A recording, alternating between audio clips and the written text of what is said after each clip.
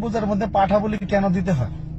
এত প্রাণী থাকতে পাঠা কি দুষ করলো, পাঠা কি কেন বলে দিতে হবে?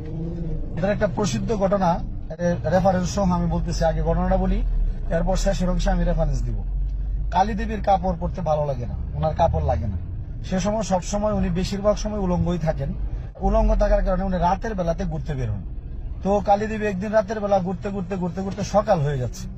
তো এমত অবস্থায় বাড়ি দূরে হওয়ার কারণে উনি বাড়িতে পৌঁছাতে পারবে না যে সময় আছে।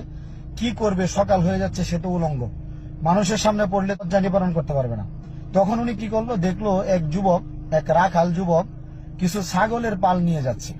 তখন তাৎক্ষণিকভাবে মা কালী, হিন্দুদের মা কালী, উনি কি করলো, ছাগির রূপ ধারণ করলো, মানে ছাগল, মহিলা ছাগল যেটা, ছাগির রূপ ধারণ করে এই ছাগলের পালের সাথে মিশে গেল। মজার ব্যাপার হলো, ওই ছাগলের পালের মধ্যে একটা দুষ্ট পাঠা ছিল। এই পাঠাটা এই নতুন একটা ছাগি দেখে কাম উত্তেজিত হয়ে পড়লো। কাম উত্তেজিত হওয়ার কারণে, এটা যে মা কালী, এটা তো আর পাঠা চিনে না, যে কারণে এই ছাগের সাথে, মা কালী রূপী যে ছাগি, এই ছাগির সাথে সে সহবাস করে ফেললো, সঙ্গম করে ফেললো।